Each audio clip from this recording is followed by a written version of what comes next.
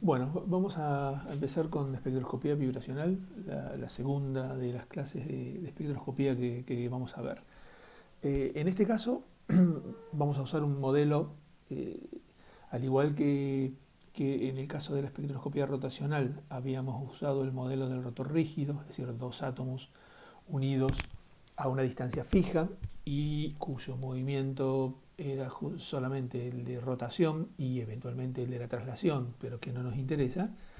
En el caso de el movimiento vibracional para una molécula diatómica, siempre vamos a empezar por los casos más simples, lo podemos asociar con un sistema que ya estudiamos cuando estudiamos sistemas simples, que era una extensión del caso del oscilador armónico, es decir, dos partículas unidas por el resorte.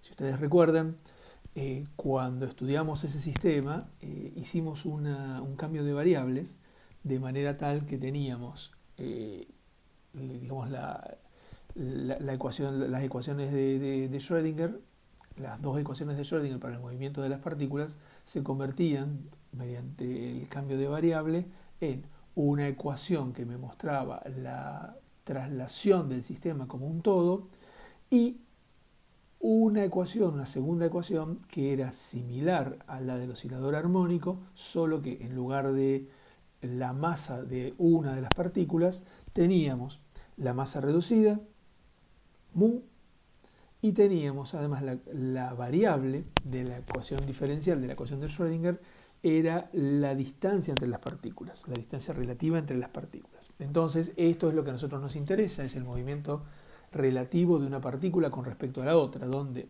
el único tipo de movimiento que le estamos permitiendo hacer es justamente la vibración. Acá, bueno, esto sería la ecuación de Schrödinger, la masa efectiva es la misma de siempre y la variable x es justamente la distancia entre ambas partículas.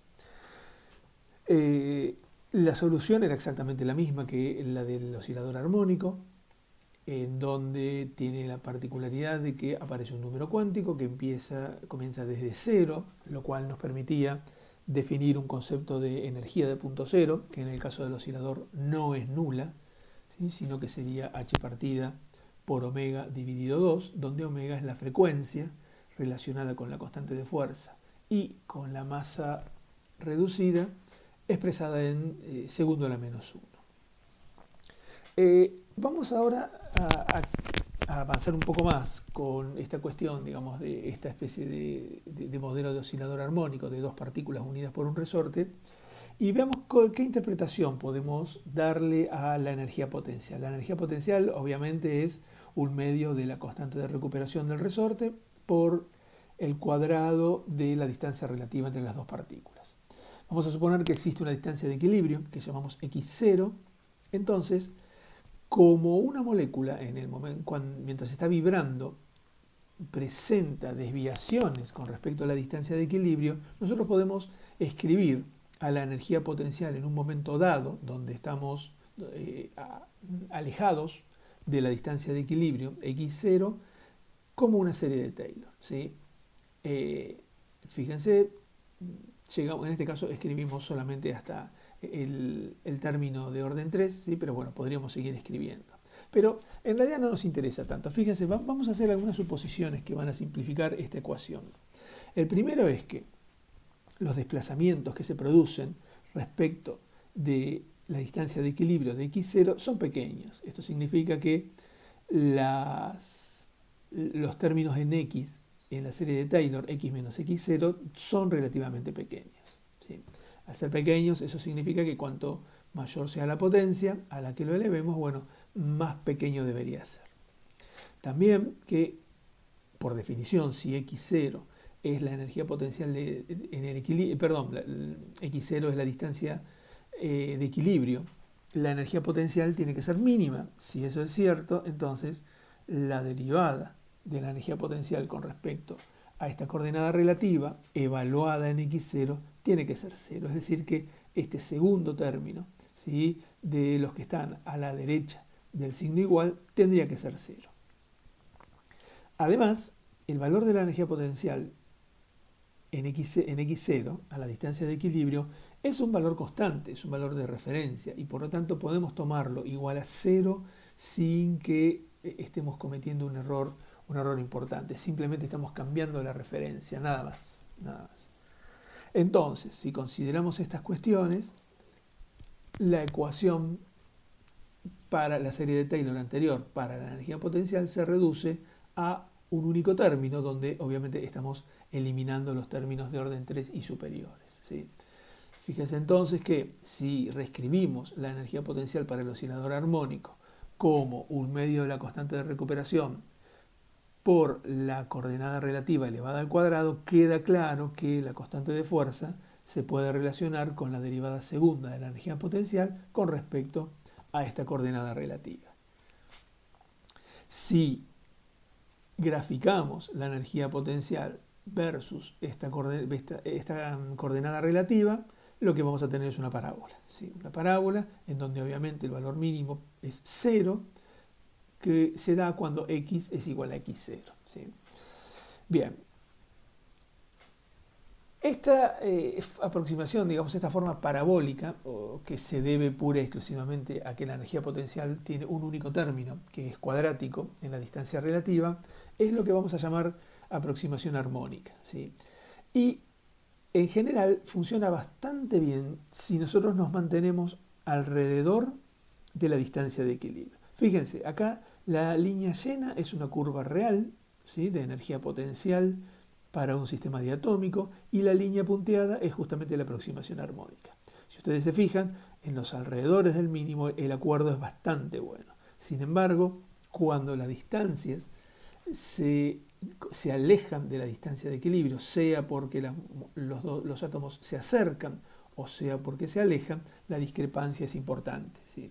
Entonces deberíamos considerar términos superiores en la serie de Taylor, y esos términos, digamos, que van más allá de un término cuadrático, se denominan términos anarmónicos. Bien, podríamos trabajar con una energía potencial de más términos, pero hay una función que tiene la característica de representar bastante bien a la energía potencial de una molécula diatómica, y es el conocido como potencial de Morse, ¿sí? Se le dice potencial, bueno, en realidad es la energía potencial, ¿no es cierto? Es el potencial con el cual interactúan las dos partículas. El nombre es debido a un físico estadounidense con ese mismo apellido, con Morse, y fíjense la pinta que tiene la energía potencial. Depende de la energía de disociación o energía del enlace, que en este caso se mide, fíjense ustedes, desde el fondo de la curva, hasta el punto en que la molécula ya se disocia completamente, ¿sí? Es decir, si nosotros superamos esta altura, la altura de este pozo, entonces la molécula va a estar disociada.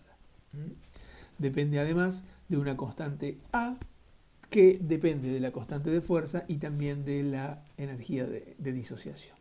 Esto nosotros no lo vamos a ver, pero lo van a ver ustedes en el seminario. El potencial de Morse, a pesar de esa forma exponencial que tiene, permite resolver analíticamente la ecuación de Schrödinger, ¿sí? La resolución es laboriosa, por supuesto no nos vamos a meter, pero lo que sí nos interesan son los autovalores del potencial de Morse. Fíjense que los autovalores tienen dos términos. El primero es exactamente igual al del oscilador armónico, y el segundo contiene una x sub e que llamamos constante de anarmonicidad y que se relaciona con la constante A del potencial de Morse. ¿De qué manera? De esta manera que está acá. Fíjense que en general el producto de omega, es decir, de la frecuencia por la constante de anarmonicidad, van casi siempre juntas, ¿sí? Entonces directamente omega por la constante de anarmonicidad está relacionada con el cuadrado de la constante A del potencial y la masa efectiva de la molécula diatómica. Vamos a detenernos en algunas propiedades del potencial de Morse. Lo primero que notamos es que aparece un término adicional en donde n más un medio va elevado al cuadrado, pero lo más importante es que está restando al término que teníamos originalmente, que era heredado, si uno quiere, del oscilador armónico. Primero y principal, la diferencia de energía entre niveles consecutivos, por ejemplo entre n y un n más 1, ya no es constante. Si nosotros hacíamos esa cuenta para el oscilador armónico, nos iba a quedar simplemente una diferencia de h partida por omega. Ahora, por este término adicional, h partida por omega queda con un término restando, ¿sí? Que depende de esa constante de enarmonicidad. Y fíjense, acá es lo más interesante, es que depende del número cuántico también.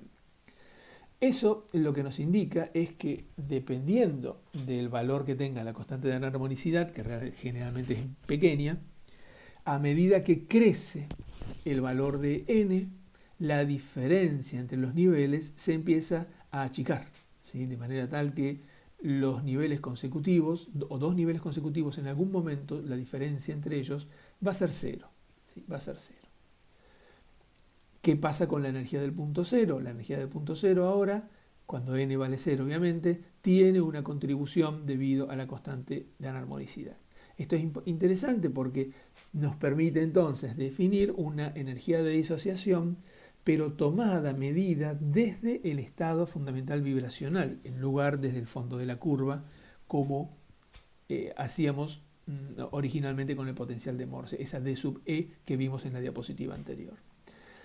Fíjense, esto sería una curva, podría ser un potencial de Morse, por ejemplo, en donde están marcados R sub E, que sería la distancia de equilibrio en el fondo de la curva, y R sub 0, que sería la distancia de equilibrio en el estado vibracional fundamental, ¿sí? Entonces, lo primero que notamos es justamente lo que dijimos en la diapositiva anterior. A medida que n aumenta, la diferencia entre dos niveles consecutivos va disminuyendo, y en un momento determinado esa diferencia se va a hacer cero, lo que significa que la molécula va a disociar. Si ustedes recuerdan, en el caso del oscilador armónico, n puede crecer arbitrariamente y nunca vamos a salir del pozo, ¿sí? de ese pozo cuadrático. Por lo tanto, en un oscilador armónico la molécula nunca podrá disociarse. En cambio, con un potencial de Morse, la disociación sí que es posible. Y un punto interesante es que la diferencia de energía entre la energía de enlace medida desde el primer estado vibracional, desde el estado fundamental vibracional, y la energía de enlace medida desde el fondo de la curva, están relacionadas justamente por la energía del punto cero que vimos anteriormente. Esta relación es importante porque les va a servir a ustedes para resolver uno de los problemas del seminario. Bien, otra vez los autovalores del potencial de Morse. Fíjense, es bastante extraño que siendo que el potencial de Morse es un exponencial, uno en principio, si piensa el exponencial como una serie de Taylor, podría pensar en infinitos términos. Sin embargo, la solución de la ecuación de Schrödinger, los autovalores para el potencial de Morse, contienen solamente términos lineales y cuadráticos en el número cuántico.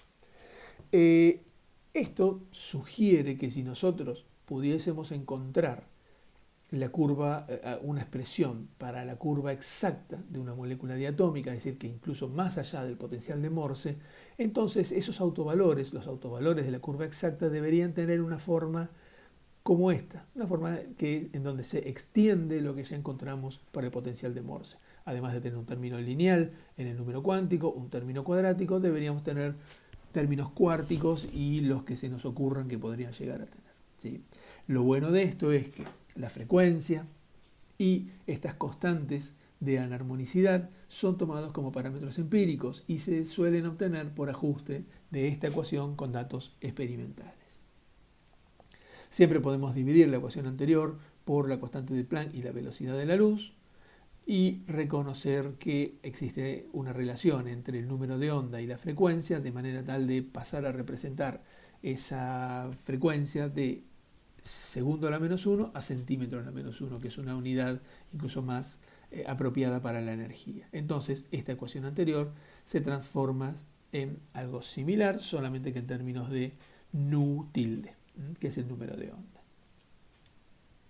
Bien, Vamos a las reglas de selección para el caso de moléculas diatómicas. Vamos a ver cuáles son las condiciones que se deben cumplir para que una transición vibracional, es decir, dentro de un estado electrónico, la transición entre dos estados vibracionales pueda ser observada. En principio, como hicimos ya para el caso rotacional, las transiciones permitidas son aquellas permitidas por el dipolo eléctrico, es decir, donde vamos a tener una integral entre las funciones de onda del estado inicial, del estado final, y haciéndole un bracket al operador momento dipolar, ¿sí? Bien, podemos considerar que la función de onda total tiene las contribuciones que nos interesan ahora, que son la vibracional y la electrónica. No vamos a considerar la traslacional, ¿sí? y tampoco vamos a considerar la rotacional. Eso significa que si nosotros queremos calcular el valor medio del operador momento dipolar, nos va a quedar una integral de este tipo. Fíjense que la función de onda electrónica es la misma, no cambia, porque estamos siempre dentro del mismo estado electrónico. Lo que sí cambia es la función de estado vibracional, porque lo que tenemos es una transición entre estados vibracionales dentro del mismo estado electrónico. Entonces, si esta integral que está acá en el centro la resolvemos, esto nos da ni más ni menos que un valor medio del momento dipolar. Y entonces nos queda una integral entre el valor medio, ese valor medio del momento dipolar, y las funciones de onda, los estados vibracionales inicial y final, representados acá por sus números cuánticos para simplificar la notación. Entonces, fíjense, podríamos suponer, para ver en qué condiciones esta integral es distinta de cero, podemos suponer que la molécula, nuevamente, que cuando la molécula está vibrando, hay un cambio muy leve con respecto a la distancia entre las dos partículas, ¿sí? Ese cambio con respecto a la distancia de equilibrio R sub 0 la podemos representar con la variable delta. Entonces podemos escribir esta integral como una serie de Taylor, alrededor de un valor en donde mu sub 0 es el valor para la geometría de equilibrio, donde tiene la particularidad que este momento calcula el valor medio de ese momento dipolar, es una constante, porque la geometría está fija, lo calculamos y no permitimos que cambie, es decir, que este mu sub 0 es un valor fijo, lo cual me va a permitir ahora, un poquito más adelante, sacarla de la integral. Luego voy a tener un término lineal en esta variable delta, un término cuadrático, multiplicando a las correspondientes derivadas del momento dipolar con respecto a esta variable delta. Bien, como les comentaba recién, como mu sub 0 es una constante, siempre que R0 lo sea, puede salir de la integral y me queda simplemente una integral de solapamiento entre los dos estados vibracionales. Ahora bien, los estados vibracionales, si ustedes recuerdan, en el oscilador armónico, viene dado por una parte exponencial y polinomios de Hermite.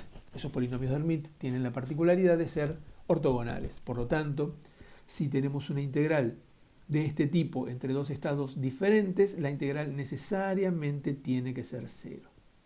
Entonces, anulando este primer término a la derecha del signo igual, me van a quedar dos términos, ¿sí?, que dependen de la integral del valor medio de esta variable delta tomada entre los dos estados vibracionales, ¿sí? Y también, bueno, podríamos extenderlo al término cuadrático. Pero fíjense que tenemos una integral y tenemos además la derivada del momento dipolar con respecto a ese cambio en la coordenada cuando ocurre la vibración.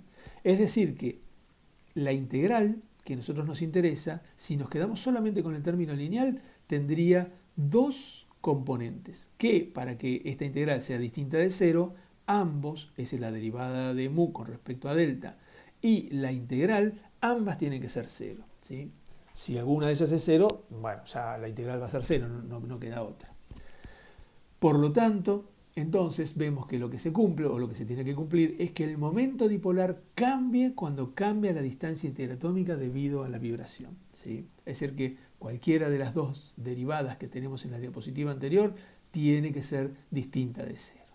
Y supongamos que nos quedamos con el término lineal en delta, esta integral la podemos resolver utilizando las relaciones de recurrencia entre los polinomios de Hermite. Al hacer eso, encontramos que la única manera de que esta integral sea distinta de cero es que los números cuánticos vibracionales de los estados inicial y final estén relacionados en más menos 1. ¿Sí? Es decir, que solamente podemos tener una transición de un estado dado al siguiente superior, o bien una desexcitación desde un estado superior hasta el siguiente más abajo. ¿Sí? Es decir, que no podemos pensar en saltos desde un estado vibracional hasta 2 o 3 más arriba. ¿Sí? Para poder lograr un salto desde un estado vibracional hasta 2 estados más arriba, tendríamos entonces que incluir el término cuadrático en delta, y entonces ahí estaríamos en una aproximación de segundos armónicos o sobretonos. ¿Sí? En el caso que nos quedemos solamente con el término lineal, hablamos de una aproximación de primeros armónicos. ¿Sí? Y en ese caso las vibraciones son vibraciones armónicas. Bien, fíjense acá, este dibujo que ya lo hemos visto varias veces, está muy bueno. ¿Sí? Yo creo que esta es una de las cosas que ustedes se les tiene que grabar en la cabeza, ¿no? Cuando nosotros tenemos un estado electrónico, el estado electrónico fundamental, dentro del estado electrónico tenemos estados vibracionales y también tenemos estados rotacionales dentro de cada estado vibracional. Cuando nosotros estudiábamos la espectroscopía rotacional, teníamos transiciones rotacionales dentro de un mismo estado vibracional. Ahora que estamos estudiando espectroscopía vibracional, lo que estamos haciendo es cambiando, permitiendo excitaciones vibracionales, pero siempre dentro de un estado electrónico. ¿Sí? En ningún momento tenemos una transición desde el estado electrónico fundamental al estado electrónico excitado. Eso lo vamos a tener cuando veamos justamente espectroscopía electrónica. ¿Sí? Bien. Entonces, lo más interesante de todo esto es que si la molécula cambia de estado vibracional por una excitación, también está cambiando, también sufre una transición rotacional. Es decir, que la energía para una molécula diatómica que puede sufrir no solo una transición vibracional, sino también una transición rotacional, tiene que venir dada por una expresión como esta, en donde recuperamos los términos del potencial de Morse y le sumamos además dos términos con constantes rotacionales, la constante rotacional B y la constante de la distorsión centrífuga, dependiendo de los números cuánticos J. Esta energía se denomina energía rotovibracional, ya que depende de la parte exclusivamente vibracional, pero también depende de la parte rotacional. Noten, ahora enseguida vamos a aclararlo esto, que las constantes rotacionales dependen del número cuántico vibracional. ¿Sí? Bien. Se suele incluir, además de los 4 términos que vimos en la diapositiva anterior, un quinto término, ¿sí? Que depende de una constante alfa, que describe lo que se llama el acoplamiento rotovibracional. Fíjense entonces que tenemos una constante alfa multiplicada por el término lineal en el número cuántico vibracional y multiplicada por los términos, que es un término cuadrático, ¿sí? en el número cuántico rotacional.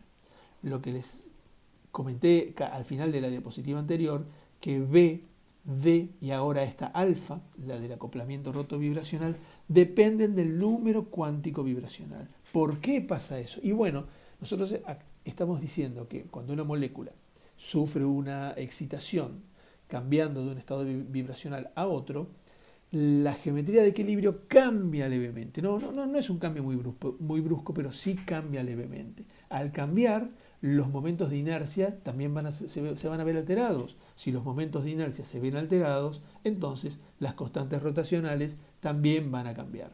Por eso es que estos valores de constantes rotacionales y del acoplamiento rotovibracional van a depender del número cuántico vibracional. ¿Sí? Esto es interesante. ¿Por qué? Porque cuando nosotros vayamos a calcular una expresión para excitaciones, ¿sí? Rotovibracionales, vamos a tener que considerar las constantes rotacionales del estado vibracional fundamental y las constantes rotacionales del estado vibracional excitado. Lo vamos a ver ahora inmediatamente. Pero fíjense, vamos a concentrarnos en la regla de selección vibracional, pero cuando delta n es más 1, es decir, excitaciones.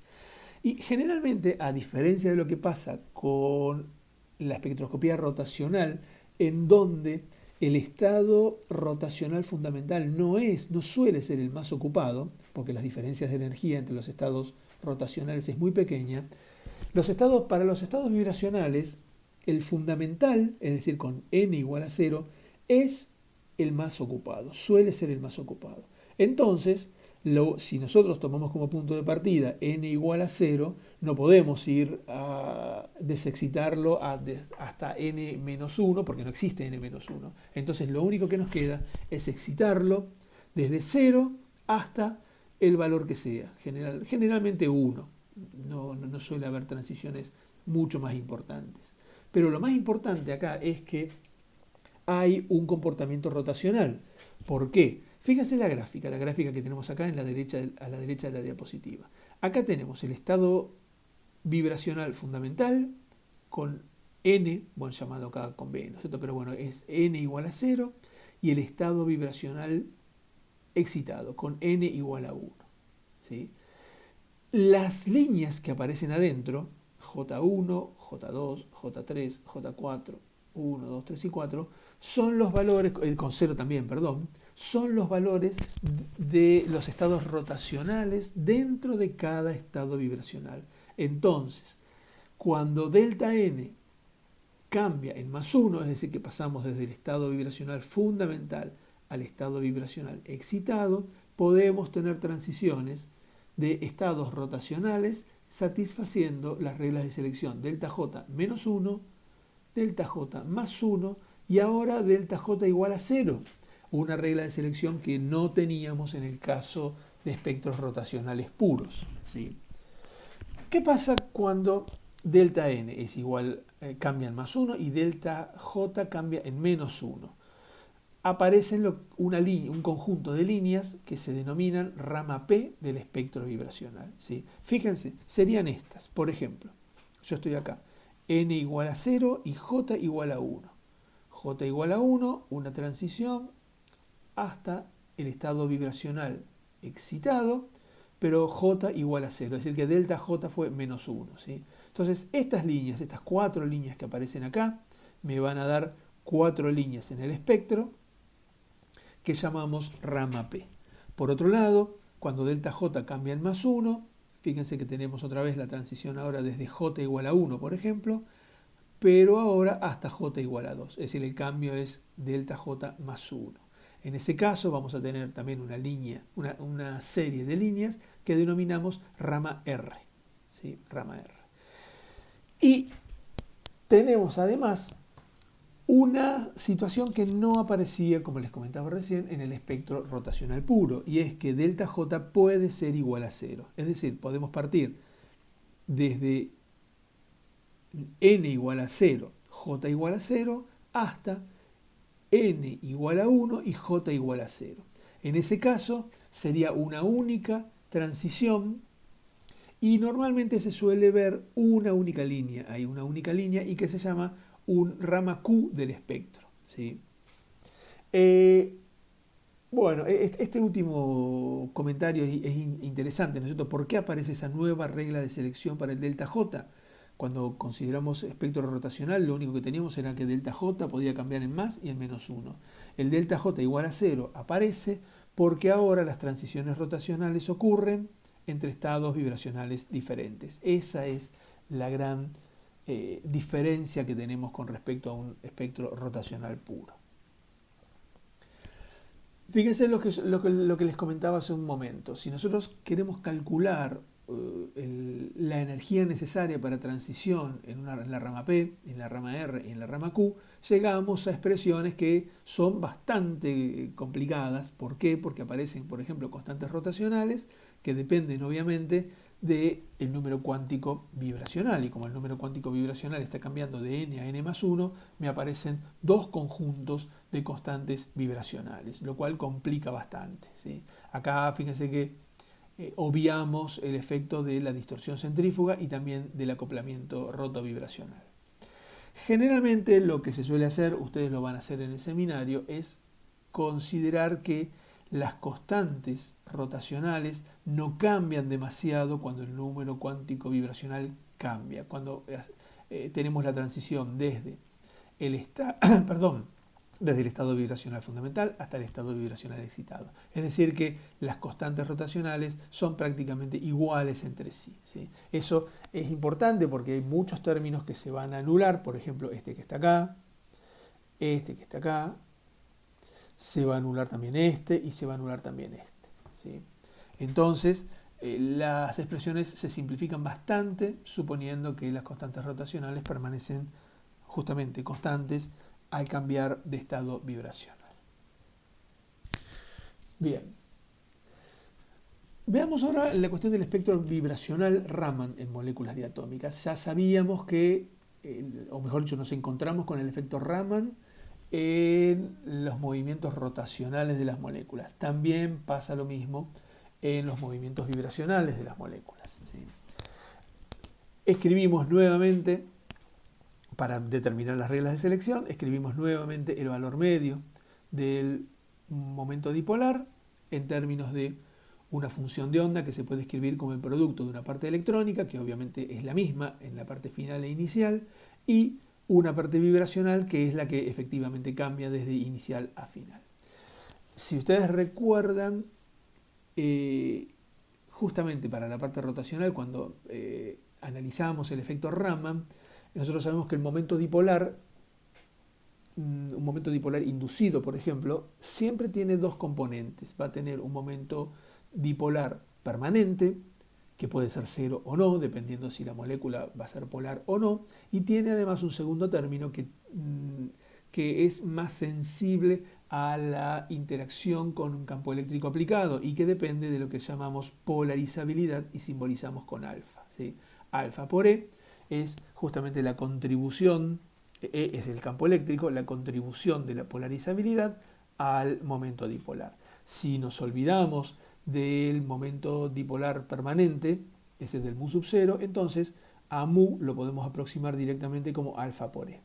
Entonces, el valor medio del momento dipolar se transforma en una integral, en un bracket de los dos estados vibracionales, el inicial y el final, con el valor medio de la polarizabilidad de la molécula, ¿sí? Entonces, podemos considerar que la vibración de la molécula lo que hace es cambiar la polarizabilidad, ¿sí? Recuerden que la polarizabilidad siempre la podemos asociar a la forma que tiene la nube electrónica en una molécula, ¿sí? Si nosotros consideramos a la nube electrónica, le damos una cierta forma imaginaria, entonces cualquier cambio en esa nube por una transición vibracional o electrónica o lo que sea, produce un cambio en la polarizabilidad, ¿sí? Entonces vamos a tener siempre una polarizabilidad asociada a la geometría de equilibrio que vamos a llamar alfa sub 0, y eso quiere decir entonces que podemos expresar a alfa como una serie de Taylor, que nos vamos a quedar solamente con el primer término, el término lineal, ¿sí? En donde delta nuevamente es la desviación de la distancia entre las dos partículas que están vibrando con respecto a su posición de equilibrio.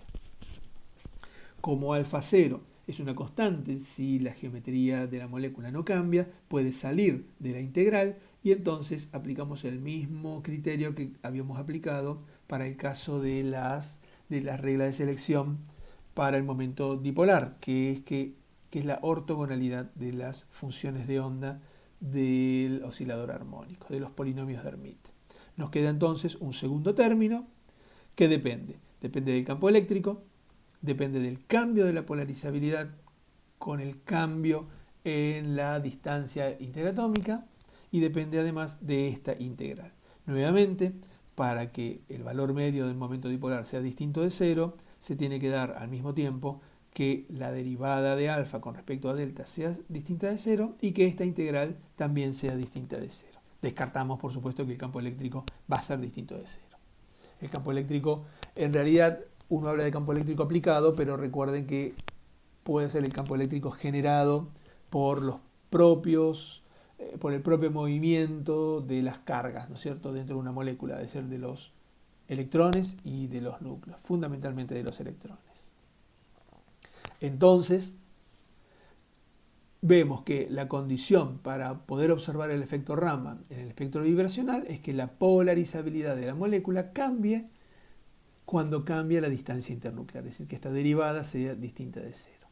Nuevamente, aplicando entonces las relaciones de recurrencia de los polinomios de Hermite, llegamos a una regla de selección donde el número cuántico vibracional tiene que cambiar en más y en menos 1. Bien. Nuevamente, al igual que teníamos en el caso del espectro rotacional, la condición delta n más 1 da lugar a lo que llamamos las líneas Stokes en el espectro, mientras que la condición delta n igual a menos 1 tiene que originar las líneas anti-Stokes. Pero, como habíamos comentado anteriormente, siempre el estado vibracional fundamental es aquel en el que n es igual a 0. Por lo tanto, las líneas anti-Stokes no se van a ver. Es muy difícil poder verlas. Habría que someter a la muestra a un tratamiento térmico de manera tal de poblar estados vibracionales excitados y entonces ahí sí tendríamos excitaciones y desexcitaciones. Pero si partimos de un espectro a temperatura ambiente donde el estado vibracional que va a estar ocupado mayormente va a ser el fundamental, las únicas líneas que vamos a observar son las líneas de Stokes. Bien. Nuevamente, como al igual que pasa con el espectro puramente rotacional, las líneas Stokes y anti-Stokes pueden presentar una estructura rotacional que cumpla con la regla de selección de delta J igual a 0 o más menos 2. En ese caso vamos a tener justamente rama Q, rama O o rama S, dependiendo del valor de delta J. Muy bien, vamos a parar acá y vamos a la segunda parte de la teórica ahora enseguida en un momento.